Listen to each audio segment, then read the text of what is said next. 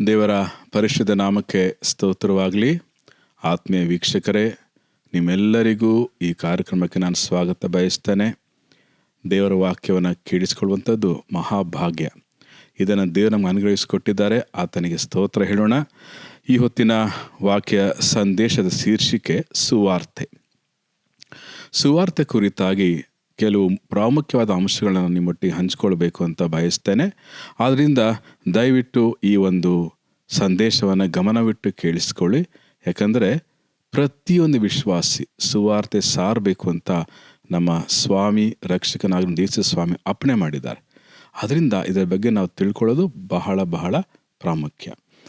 ಹಾಗಿದ್ರೆ ಸುವಾರ್ತೆ ಅಂತ ಹೇಳುವಾಗ ಸು ಅಂದರೆ ಒಳ್ಳೆಯ, ವಾರ್ತೆ ಅಂದರೆ ಸುದ್ದಿ, ಒಳ್ಳೆ ಸುದ್ದಿ, ಗುಡ್ ನ್ಯೂಸ್.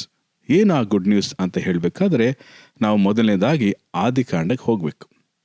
ಅಲ್ಲಿ ನಡೆದ ಘಟನೆಯನ್ನು ನಾವು ಚಂದವಾದ ರೀತಿಯಲ್ಲಿ ಅರ್ಥ ಮಾಡಿಕೊಂಡ್ರೆ ಸುವಾರ್ತೆ ಹೇಳಲಿಕ್ಕೆ ಬಹಳ ಸುಲಭ ಆಗ್ತದೆ. ನಿಮ್ಮೆಲ್ಲರೂ ಚೆನ್ನಾಗಿ ಗೊತ್ತಿರೋ ಹಾಗೆ ಆದಿಕಾಂಡದಲ್ಲಿ ಯಾವ ರೀತಿ ದೇವರು ಈ ಒಂದು ಭೂಲೋಕವನ್ನು ಸೃಷ್ಟಿ ಮಾಡಿದರು ಅಂತ ಅಲ್ಲಿ ಸ್ಪಷ್ಟವಾಗಿ ಕೊಡಲ್ಪಟ್ಟಿದೆ. ಕೊನೆಯ ದಿನ ದೇವರು ಒಂದು ಮಣ್ಣು ಗೊಂಬೆ ಮಾಡಿ ಅದರ ಮೂಗಿನಲ್ಲಿ ಜೀವಶ್ವಾಸ ಊದಿದಾಗ ಅವನು ಬದುಕುವಂಥ ಮನುಷ್ಯನಾದ. ಅವನೇ ಆದಾಮ. ಅವನಿಗೆ ಗಾಢವಾದ ನಿದ್ರೆ ಬರೆಸಿ ಆತನ ಎಲ್ಲವನ್ನು ತೆಗೆದು ಒಂದು ಸ್ತ್ರೀಯನಾಗಿ ಉಂಟು ಮಾಡಿ ಅವನ ಮುಂದೆ ತಂದು ನಿಲ್ಲಿಸಿದ್ರು. ಆಕೆಯೇ ಹವಳು. ಹೀಗೆ ಇವರಿಬ್ಬರಿಗೆ ದೇವರು ಒಂದು ಅಪ್ಪಣೆ ಕೊಟ್ಟರು. ಏನಂತೇಳಿ, ಏದೇನು ತೋಟದಲ್ಲಿ ಇವರಿಬ್ಬರನ್ನ ಇಟ್ಬಿಟ್ಟು, ತೋಟದ ಮರದ ಎಲ್ಲ ಹಣ್ಣು ನೀವು ತಿನ್ನಬಹುದು, ಆದರೆ ತೋಟದ ಮಧ್ಯೆದೆಲ್ಲ ಈ ಮರದ ಹಣ್ಣು ನೀವು ತಿನ್ಕೊಡ್ದು, ತಿಂದ ದಿನ ನೀವು ಸತ್ತು ಹೋಗ್ತೀರಿ ಅಂತ ಹೇಳಿಬಿಟ್ಟು ಇಡೀ ಭೂಲೋಕವನ್ನು ನೀವು ಆವರಿಸ್ಕೊಳ್ರಿ ಅಂತ ಹೇಳಿ ಅವನ್ನ ಆಶೀರ್ವದಿಸಿ ಹೋದರು. ಇದೆಲ್ಲವನ್ನು ಗಮನಿಸಿದಂಥ ಸೈತಾನನೇನು ಮಾಡ್ದ ಅಂದರೆ, ಅವನಿಗೆ ಒಂದು ಆಶೆ ಇತ್ತು. ಏನಪ್ಪ ಅಂದರೆ ತಾನು ದೇವರಾಗಬೇಕು ಅಂತ. ಇದೇ ಕಾರಣಕ್ಕೋಸ್ಕರ ಅವನ ಮೇಲಿಂದ ಕೆಳಗೆ ದೇವರು ದುಬ್ಬಿದ್ದು. ಮುಂಚೆ ಇವನು ಪರಲೋಕದಲ್ಲಿ ದೇವರ ಸಿಂಹಾಸನ ಮುಂದೆ ನಿಂತು ದೇವರನ್ನು ಆರಾಧನೆ ಮಾಡ್ತಿರುವಂಥ ಲೂಸಿಫರ್ ಆಗಿದ್ದ. ಅವನ ಕೆಳಗೆ ದುಬ್ಬಿದ ಮೇಲೆ ಅವನು ಸೈತಾನನಾದ. ಅವನಿಗೆ ಸಪೋರ್ಟ್ ಮಾಡಿದಂಥ ದೇವದೂತರು ಕೂಡ ಕೆಳಗಡೆ ದುಬ್ಬಿದ ಮೇಲೆ ಎರಡು ಪಂಗಡ ಆಯಿತು. ದೇವರು ದೇವದೂತರು ಒಂದು ಪಂಗಡ ಆದರೆ ಸೈತಾನನು ಮತ್ತು ದುರಾತ್ಮಗಳು ಒಂದು ಟೀಮ್ ಆದರು. ಹೀಗೆ ಎರಡು ಟೀಮ್ ಆಯಿತು. ಈ ಸೈತಾನನು ಮತ್ತು ದುರಾತ್ಮಗಳ ಕೆಲಸ ಏನಪ್ಪ ಅಂದರೆ, ಮನುಷ್ಯರನ್ನು ದೇವರ ವಿರುದ್ಧವಾಗಿ ಎತ್ತಿ ಕಟ್ಟುವಂಥದ್ದು, ದೇವರಿಂದ ದೂರ ತಗೊಂಡು ಹೋಗುವಂಥದ್ದು, ಅವರ ನಾಶನ ಮಾರ್ಗ ನಡೆಸುವಂಥದ್ದು ಅವನ ಮುಖ್ಯವಾದಂಥ ಕರ್ತವ್ಯ. ಇಲ್ಲ, ಅದನ್ನೇ ಅವನು ಮಾಡಿದ್ದು. ದೇವರು ಮನುಷ್ಯನ ಉಂಟು ಮಾಡಿದೇನಂತ ಶಾಶ್ವತವಾಗಿ ತನ್ನ ಜೊತೆ ಇರಬೇಕು ಅಂತ. ಆದರೆ ಅದನ್ನು ಹಾಳು ಮಾಡಿದ ಸೈತಾನನು ಹವಳಿಗೆ ಈ ಒಂದು ಸುಳ್ಳನ್ನು ಹೇಳಿ ಆ ಹಣ್ಣನ್ನು ತಿನ್ನೋ ಹಾಗೆ ಮಾಡಿದ್ರಿಂದ, ಆಕೆ ತಾನು ಸಹ ತಿಂದು ಗಂಡಂಗೆ ಸಹ ಕೊಟ್ಟಿದ್ರಿಂದ ಪಾಪ ಈ ಲೋಕವನ್ನು ಪ್ರವೇಶ ಮಾಡ್ತು. ಪಾಪದ ಮೂಲಕ ಶಾಪ, ಶಾಪದ ಮೂಲಕ ಮರಣ ಈ ಲೋಕವನ್ನು ಪ್ರವೇಶ ಮಾಡ್ತು. ಇದನ್ನು ಇನ್ನಷ್ಟು ನೀವು ನೀಟಾಗಿ ತಿಳ್ಕೊಳ್ಬೇಕಂದ್ರೆ ಆದಿಕಾಂಡ 3ನೇ ಅಧ್ಯಾಯದಲ್ಲಿ ನೀವು ಓದುವಾಗ ಅಲ್ಲಿ ದೇವರು ಕೇಳ್ತಾರೆ ಆದಾಮನಿಗೆ, ಯಾಕಪ್ಪ ನೀನು ಹಣ್ಣು ತಿಂದೆ ಅಂತ ಹೇಳ್ಬೇಕಾದ್ರೆ ಅವನು ಹೇಳ್ತಾನೆ, ನೀನು ನನ್ನ ಜೊತೆಯಲ್ಲಿ ವಾಸ ಮಾಡಲಿಕ್ಕೆ ಕೊಟ್ಟಂತೆ ಈ ಸ್ತ್ರೀ ಹೇಳಿದ್ಲು, ಇವಳು ಹೇಳಿದಂತ ನಾನು ತಿಂದೆ ಅಂತ ಹೇಳ್ತಾನೆ. ಆಗ ದೇವರು ಆಕೆಯನ್ನು ಕೇಳ್ತಾರೆ, ಯಾಕಮ್ಮ ಹೀಗೆ ಮಾಡಿದ್ರೆ? ಆ ಸರ್ಪ ಅಂದರೆ ಸೈತಾನನನ್ನು ವಂಚಿಸಿದ್ದ ಅಂತ. ಆಗ ದೇವರು ಮೊದಲನೆಯ ಒಂದು ಮಾತು ಸೈತಾನ್ಗೇನು ಹೇಳ್ತಾರೆ ಅಂದರೆ, ನೀನು ಈ ಸ್ತ್ರೀ ನೀನು ಈ ಸ್ತ್ರೀ ಪಾಪ ಮಾಡೋ ಹಾಗೆ ನೀನು ಮಾಡಿದ್ರಿಂದ ಈಕೆ ಮೂಲಕ ಪಾಪ, ಪಾಪದ ಮೂಲಕ ಶಾಪ, ಶಾಪದ ಮೂಲಕ ಮರಣ ಈ ಲೋಕವನ್ನು ಪ್ರವೇಶ ಮಾಡಿ ಕಾರಣದ್ರಿಂದ ಈ ಸ್ತ್ರೀ ಸಂತಾನದಲ್ಲಿ ನಾನು ಒಬ್ಬನ ಕಳಿಸ್ತೇನೆ, ಅವನು ಬರ್ತಾನೆ, ಅವನಿನ ತಲೆಯನ್ನು ಜಜ್ತಾನೆ ಅಂತ ಮುಂಚಿತವಾಗಿ ಸುವಾರ್ತೆಯನ್ನು ಫಸ್ಟ್ ಹೇಳಿದ್ದೆ ದೇವರು. ನೇರವಾಗಿ ಸೈತಾನನಿಗೆ ಈ ಸುವಾರ್ತೆ ಹೇಳ್ತಾನೆ. ಹಾಗಿದ್ರೆ ದೇವರೇನು ಮಾಡ್ತಾರೆ, ನೆಕ್ಸ್ಟು ಹವಳಿಗೆ ಹೇಳ್ತಾರೆ, ಏನಮ್ಮ ನೀ ಈ ಥರ ತಿನ್ನಿದ್ರಿಂದ ಏನು ಗೊತ್ತಾ, ನೀನು ಹೆರಿಗೆ ಕಾಲದಲ್ಲಿ ಮಕ್ಕಳನ್ನು ಹೆರೋಗಿ ಬಹಳ ನೋವನ್ನು ತಿಂದು ಮಕ್ಕಳನ್ನು ಹೆರಬೇಕು ಅಂತ ಹೇಳ್ತಾರೆ. ಇವತ್ತು ಕೂಡ ಎಲ್ಲ ಸ್ತ್ರೀಯರ ಒಂದು ಜೀವನದಲ್ಲಿ ಅದು ನೆರವೇರ್ತಾ ಇದೆ. ಆದಾಮನಿಗೇನು ಹೇಳ್ತಾರೆ ಅಂದರೆ, ನಿನ್ನ ಜೀವಮಾನ ಕಾಲವೆಲ್ಲ ದುಡಿದು ನೀನು ಸಂಪಾದನೆ ಮಾಡಿ ಜೀವಿಸಬೇಕು ಅಂತ. ಈಗಲೂ ಕೂಡ ಅದು ನಡೀತಾ ಇದೆ. ಬಹಳ ಬಹಳ ಒಂದು ದೊಡ್ಡ ಒಂದು ಅನಾಹುತ ಏನಪ್ಪ ಆಯಿತು ಅಂದರೆ, ಮರಣ ಈ ಲೋಕವನ್ನು ಪ್ರವೇಶ ಮಾಡಿತು. ದೇವ್ರ ವಾಕ್ಯ ಹೇಳುತ್ತೆ, ಆದಾಮ ಹವಳು ಈ ಭೂಲೋಕಕ್ಕೆ ಹುಟ್ಟದಂಥ ಎಲ್ಲ ಮನುಷ್ಯರಿಗೆ ಮೂಲ ತಂದೆ ತಾಯಿಗಳು, ಅವರಿಂದನೇ ಎಲ್ಲ ಮನುಷ್ಯರು ಹುಟ್ಟಿ ಬಂದಿದ್ದು. ಆದುದರಿಂದ ಅವರ ರಕ್ತದಲ್ಲಿದ್ದಂಥ ಆ ಪಾಪ ಹೀಗೆ ಎಲ್ಲ ಮನುಷ್ಯನಿಗೆ ಹರಡ್ತಾ ಹೋಗಿ ವಾಕ್ಯ ಹೇಳ್ತದೆ 51ನೇ ಕೀರ್ತನೆಯಲ್ಲಿ 50ನೇ ಕೀರ್ತನೆ 5ನೇ ವಚನ ಹೇಳುತ್ತೆ, ದಾವಿದ ಹೇಳ್ತಾನೆ, ನಾನು ಹುಟ್ಟಿದಂದಿನಿಂದ ನಾನು ಪಾಪಿಯೇ, ಮಾತು ಗರ್ಭದಿಂದ ನಾನು ದ್ರೋಹಿ. ಅಂದರೆ ಜನ್ಮ ಪಾಪ, ಹುಟ್ಟಿದಾಗಲೇ ನಾವು ಪಾಪಿಗಳು. ಆದ್ದರಿಂದ ನಾವು ಬೆಳೆದು ಬರ್ತಾ ಇದ್ದ ಹಾಗೆ ಅದೇ ಪಾಪ ನಮ್ಮ ಆಲೋಚನೆಯಲ್ಲಿ, ಮಾತಿನಲ್ಲಿ, ಕ್ರಿಯೆಯಲ್ಲಿ ಬರುವಾಗ ಅದು ಕರ್ಮಪಾಪ ಆಗುತ್ತೆ. ಹೀಗೆ ಜನ್ಮ ಪಾಪ, ಕರ್ಮಪಾಪ ಎರಡು ಸೇರಿ ನಮ್ಮನ್ನು ನಿತ್ಯ ನಾಶನಕ್ಕೆ ಕರ್ಕೊಂಡು ಹೋಗುತ್ತೆ. ಇದು ಕಹಿ ಸುದ್ದಿ. ಆದರೆ ದೇವರಿಗೆ ಇದಿಷ್ಟ ಇಲ್ಲದೇ ನಿಮಿತ್ತವಾಗಿ ದೇವರು ಈ ಪಾಪವನ್ನು ಪರಿಹಾರ ಮಾಡೋದಕ್ಕೆ ಒಂದು ಮಾರ್ಗವನ್ನು ಮಾಡಿದರು. ಅದೇನಪ್ಪ ಅಂತಂದರೆ, ದೇವರು ಸೈತಾನನಿಗೆ ಹೇಳಿದ್ರಲ್ಲ, ಈ ಸ್ತ್ರೀ ಸಂತಾನದಿಂದನೇ ನಾನು ಒಬ್ಬನ ಕಳಿಸ್ತೀನಿ, ಅವನು ಬರ್ತಾನೆ, ಅವನಿನ ತಲೆಯನ್ನು ಜೊಚ್ತಾನೆ. ಅಂದರೆ ಪಾಪದ ಮೂಲಕ ಶಾಪದ ಮೂಲಕ ಮರಣ ಏನು ತಂದೆಯಲ್ಲ, ಆ ಮೂರನ್ನು ತೆಗೆದುಹಾಕಲಿಕ್ಕೆ ನಾನು ಒಬ್ಬನ್ನು ಕಳಿಸ್ತೀನಿ ಅಂಥೇಳಿ ಯೇಸು ಕ್ರಿಸ್ತನ ಕುರಿತಾಗಿ ಮೊದಲನೇ ಸುವಾರ್ತೆಯನ್ನು ಸೈತಾನನಿಗೆ ದೇವರು ನೇರವಾಗಿ ಹೇಳಿದರು. ಅದನ್ನು 2000 ವರ್ಷಗಳ ಹಿಂದೆ ಈ ಭೂಲೋಕದಲ್ಲಿ ಅಕ್ಷರಿಕವಾಗಿ ನೆರವೇರೋ ಹಾಗೆ ಮಾಡಿದರು. ದೇವರು ಮರಿಯಳನ್ನು ಆರಿಸ್ಕೊಂಡ್ರು, ಯೋಸೇಫನನ್ನು ಆರಿಸ್ಕೊಂಡ್ರು. ಅವರಿಬ್ಬರು ಕೂಡೋಕ್ಕೆ ಮುಂಚೆ ದೇವರ ಆತ್ಮ ಮರಿಯಳ ಮೇಲೆ ಬಂದಿದ್ದರಿಂದ ಆಕೆ ಗರ್ಭವತಿಯಾದಲು. ಆ ಒಂದು ಪವಿತ್ರಾತ್ಮನ ಮೂಲಕ ಗರ್ಭವತಿ ಆಗಿ ಒಂದು ಮಗುವಿಗೆ ಜನ್ಮ ಕೊಟ್ಟಲು. ಆ ಮಗುನೇ ಯೇಸು ಸ್ವಾಮಿ. ಆತನು ನಿಮ್ಮ ಹಾಗೆ ಗಂಡು ಹೆಣ್ಣು ಕೂಡಿದ ಹುಟ್ಟಿದಂಥ ವ್ಯಕ್ತಿಯಲ್ಲ, ತಾಯಿ ಅಂಶ ತಂದೆ ಅಂಶ ಇಲ್ಲದೇ ಇರುವಂಥ ಪವಿತ್ರಾತ್ಮನ ಮೂಲಕ ಹುಟ್ಟಿದಂಥ ಏಕೈಕ ಶಿಶು ಅಂದರೆ ಆತನ ಯೇಸು ಸ್ವಾಮಿ ಮಾತ್ರ. ಇದಿಷ್ಟು ಸ್ಪಷ್ಟವಾಗಿ ಹೇಗೆ ನೀವು ಹೇಳ್ತೀರಿ ಅಂದರೆ, ನಾವು ಮತ್ತೆ ಬರೆಸುವಾರ್ತೆ 1ನೇ ಅಧ್ಯಾಯದ 18ನೇ ವಚನದಲ್ಲಿ ಈ ಒಂದು ಮಾತು ಬರೆಯಲ್ಪಟ್ಟಿದೆ. ಯೇಸು ಕ್ರಿಸ್ತನ ಜನನ ಹೇಗಾಯಿತೆಂದರೆ, ಆತನ ತಾಯಿಯಾದ ಮರಿಯಳನ್ನು ಯೋಸೇಫನಿಗೆ ನಿಶ್ಚಯ ಮಾಡಲಾಗಿ ಅವರು ಕೂಡುವುದಕ್ಕಿಂತ ಮುಂಚೆ ಆಕೆಯು ಪವಿತ್ರಾತ್ಮನಿಂದ ಬಸುರಾಗಿದ್ದು ತಿಳಿದು ಬಂತು. ಅಂದರೆ ಪವಿತ್ರಾತ್ಮನ ಮೂಲಕ ಯೇಸು ಸ್ವಾಮಿ ಹುಟ್ಟು ಬಂದದ್ದು. ಆದುದರಿಂದ ಆತನ ರಕ್ತ ಪರಿಶುದ್ಧವಾದ ರಕ್ತ. ಆತನೇನಾದರೂ ಯೋಸೇಫ ಮರಿಯಳು ಕೂಡದಾಗ ಹುಟ್ಟಿದರೆ ಆತನದ್ದು ಪಾಪ ಸೋಂಕು ಬರ್ತಾ ಇತ್ತು. ಅದು ದೇವರ ಹಾಗೆ ಮಾಡಕ್ಕೆ ಬಿಡದೆ ಪವಿತ್ರಾತ್ಮನ ಮೂಲಕ ಆತನ ಹುಟ್ಟಿದ್ರಿಂದ ಆತನಲ್ಲಿ ಪರಿಶುದ್ಧವಾದ ರಕ್ತ ಉಂಟು. ಇದೇ ರಕ್ತ ದೇವರಿಗೆ ಬೇಕಾಗಿದೆ. ಯಾಕೆಂದರೆ ಇಬ್ರಿಯ 9ನೇ ಅಧ್ಯಾಯ 28 ವಚನ ಹೇಳುತ್ತೆ, ರಕ್ತ ಧಾರೆ ಇಲ್ಲದೆ ಪಾಪ ಪರಿಹಾರ ಆಗೋದಿಲ್ಲ. ಪಾಪ ಪರಿಹಾರ ರಕ್ತಧಾರ ಆಗಬೇಕು. ಅದು ಎಂಥ ರಕ್ತ? ಇಬ್ರಿಯ 10:5 ಹೇಳುತ್ತೆ, ಪ್ರಾಣಿ ಪಕ್ಷಿಗಳ ರಕ್ತದಿಂದ ಪರಿಹಾರ ಆಗಲ್ಲ. ಯಾಕೆ ಅಂತ ಹೇಳಿದ್ರೆ, ಆದಾಮನ ಮೂಲಕ ಇಡೀ ಭೂಲೋಕಕ್ಕೆ ಶಾಪ ಬಂತು. ಇಡೀ ಭೂಲೋಕ ಅಂತ ಹೇಳಬೇಕಾದ್ರೆ ಭೂಲೋಕದಲ್ಲಿರುವಂತಹ ಎಲ್ಲ ಪ್ರಾಣಿ ಪಕ್ಷಿ ಪರಿಸರ ಮನುಷ್ಯ ಎಲ್ಲರ ಮೇಲೆ ಶಾಪ ಬಂದಿದ್ದರಿಂದ ಶಾಪಗ್ರಸ್ತವಾದದ್ದನ್ನು ಬಲಿ ಕೊಡಲಿಕ್ಕೆ ಆಗೋದಿಲ್ಲ. ಯಾಕಂದ್ರೆ ಅದರ ರಕ್ತ ಅಶುದ್ಧ. ಸೊ ಹಾಗಿದ್ರೆ ಎಲ್ಲೂ ಶುದ್ಧವಾದ ರಕ್ತ ಇಲ್ಲದರ ನಿಮಿತ್ತವಾಗಿ ದೇವರು ತನ್ನ ಒಬ್ಬನೇ ಮಗನಾದ ಯೇಸು ಸ್ವಾಮಿಯನ್ನು ಮರಿಯಳ ಮೂಲಕ ಈ ಲೋಕದಲ್ಲಿ ಜನ್ಮ ತಾಳೋ ಹಾಗೆ ಮಾಡಿದರು. ಆ ಯೇಸು ಸ್ವಾಮಿ ಬೆಳೆದು ದೊಡ್ಡವನಾದ ಮೇಲೆ 33 ವರ್ಷ ಆದಮೇಲೆ ಕ್ರೂಜೆಯ ಮೇಲೆ ನಿಮಗಾಗಿ ನಮಗಾಗಿ ಎಲ್ಲ ಮನುಷ್ಯರ ಪಾಪಗಳ ಪರಿಹಾರಕ್ಕೋಸ್ಕರ ತನ್ನ ಪರಿಶುದ್ಧವಾದ ರಕ್ತವನ್ನು ಸುರಿಸಿದರು. ಆ ರಕ್ತದ ಆಶ್ರಯಕ್ಕೆ ಯಾರ್ಯಾರು ಬರ್ತಾರೋ ಅವ್ರ ಪಾಪಗಳೆಲ್ಲ ಪರಿಹಾರವಾಗ್ತವೆ ಅಂತ ದೇವರ ವಾಕ್ಯ ನಮಗೆ ಅಪೊಸ್ತಲರ ಕೃತ್ಯ 10ನೇ ಅಧ್ಯಾಯದ 43ನೇ ವಚನದಲ್ಲಿ ಸ್ಪಷ್ಟವಾಗಿ ಬರೆಯಲ್ಪಟ್ಟಿದೆ. ಸೊ ಇದೇ ಸುವಾರ್ತೆ. ಈ ಸುವಾರ್ತೆಯನ್ನು ಸಾರುವಂಥ ಜವಾಬ್ದಾರಿ ಪ್ರತಿಯೊಂದು ವಿಶ್ವಾಸಿಗೆ ದೇವರು ಕೊಟ್ಟಿದ್ದಾರೆ. ಹಾಗೆ ಹೇಳ್ತೀರಿ, ಮಾರ್ಕನ ಸುವಾರ್ತೆ 16ನೇ ಅಧ್ಯಾಯದಲ್ಲಿ 15ನೇ ವಚನ ಸ್ವಾಮಿ ಹೀಗೆ ಹೇಳ್ತಾರೆ ಶಿಷ್ಯರಿಗೆ, ನೀವು ಲೋಕದ ಎಲ್ಲ ಕಡೆಗೆ ಹೋಗಿ ಜಗತ್ತಿಗೆಲ್ಲ ಸುವಾರ್ತೆಯನ್ನು ಸಾರಿರಿ. ಅಂದರೆ ಪ್ರತಿಯೊಂದು ವಿಶ್ವಾಸಿ ಸುವಾರ್ತೆಯನ್ನು ಸಾರೋ ಜವಾಬ್ದಾರಿ ಅವನಿಗಿದೆ. ಅದರಿಂದ ಪ್ರಿಯ ವಿಶ್ವಾಸಿಗಳೇ, ಮೊದಲು ನಿಮ್ಮ ಮನೆಯವರಿಗೆ, ಎರಡನೇದು ನಿಮ್ಮ ನೆರೆಯವರಿಗೆ, ಮೂರನೇದು ನಿಮಗೆ ಪರಿಚಯ ಇಲ್ಲದವರಿಗೂ ಸಹ ಹೇಳಬೇಕು, ನಾಲ್ಕನೇದು ನಿಮ್ಮ ಬಂಧು ಬಳಗಕ್ಕೆ ಸುವಾರ್ತೆಯನ್ನು ಸಾರೋ ಜವಾಬ್ದಾರಿ ನಿಮ್ಮದಾಗಿರೋದ್ರಿಂದ ದೇವರು ಇವತ್ತು ನನ್ನ ಮೂಲಕ ನಿಮ್ಮೊಟ್ಟಿಗೆ ಮಾತನಾಡಿ ಹೇಳ್ತಾ ಇದ್ದಾನೆ, ಪ್ರಿಯ ಮಗನೇ ಮಗಳೇ, ಲೋಕ ಅಂತ್ಯ ಆಗುವಂಥ ಸಮಯ ಬಂದಿದೆ.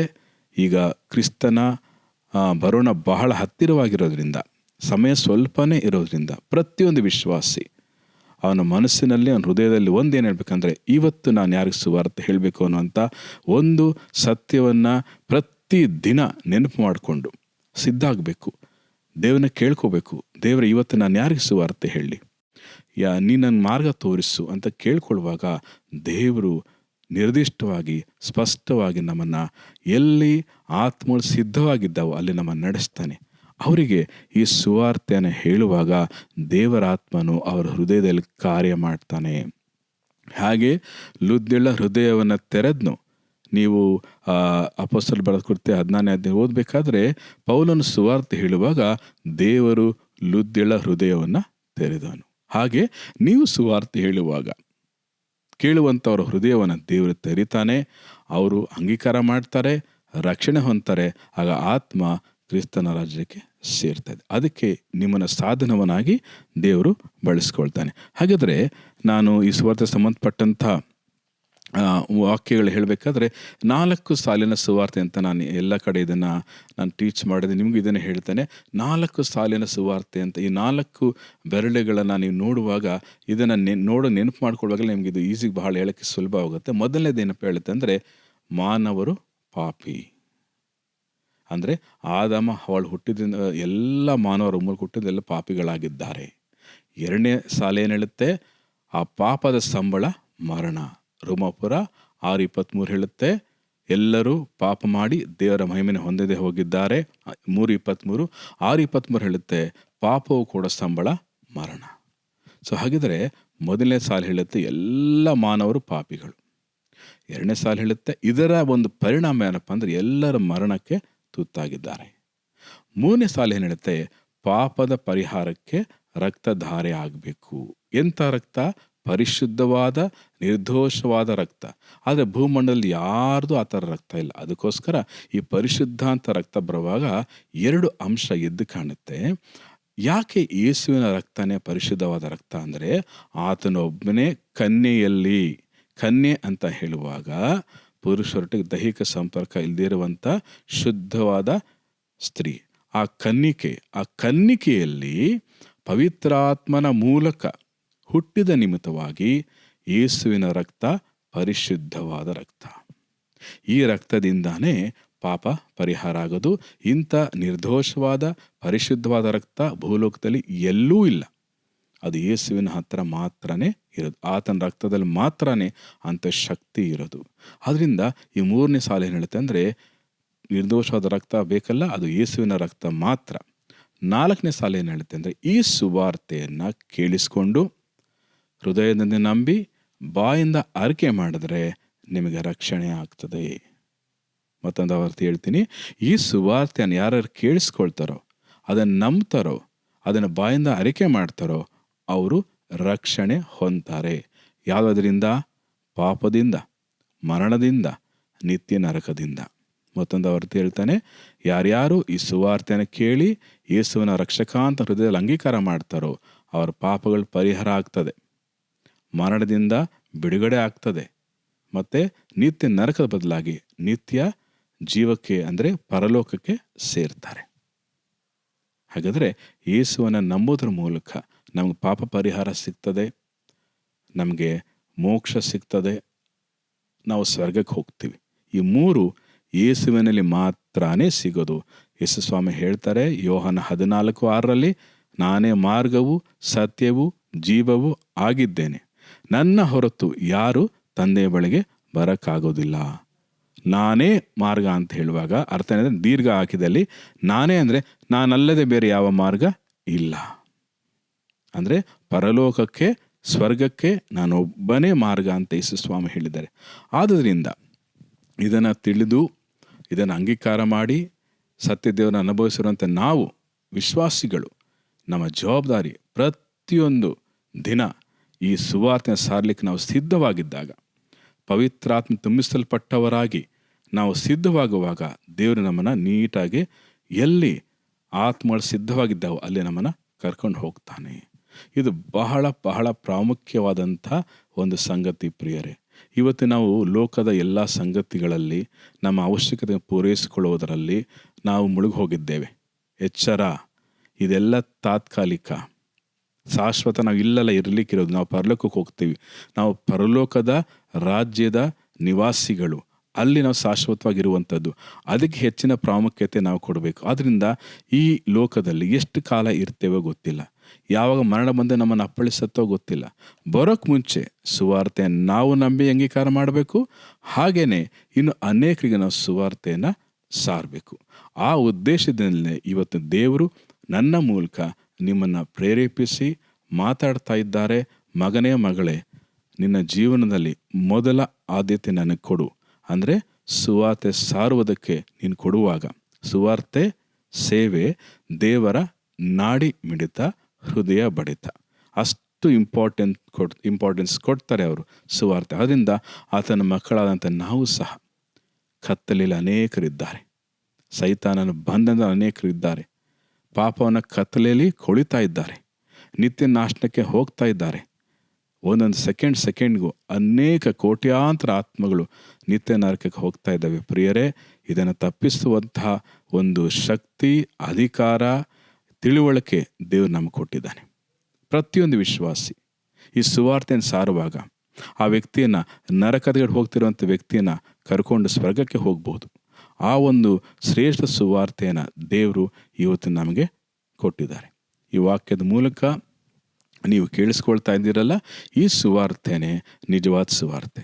ಅದು ಈಗ ಎಲ್ಲ ಕಡೆ ಯಾವ ಥರ ಕೇಳ್ತಾ ಇದ್ದೀವಿ ಅಂತಂದರೆ, ಯೇಸುವನ್ನು ನಂಬಿದರೆ ನಿಮಗೆ ಕಾಯಿಲೆ ಸ್ವಸ್ಥತೆ ಆಗ್ತದೆ, ಯೇಸುವನ್ನು ನಂಬಿದರೆ ಬಡತನ ಹೋಗಿ ಸಿರಿತನ ಬರುತ್ತೆ, ಯೇಸುವನ್ನು ನಂಬಿದರೆ ನಿಮ್ಮ ಕಷ್ಟನೇ ಇರಲ್ಲ ಅಂತೆಲ್ಲ ಹೇಳ್ತಾರೆ. ಇದು ನಿಜವಾದ ಸುವಾರ್ತೆ ಅಲ್ಲ.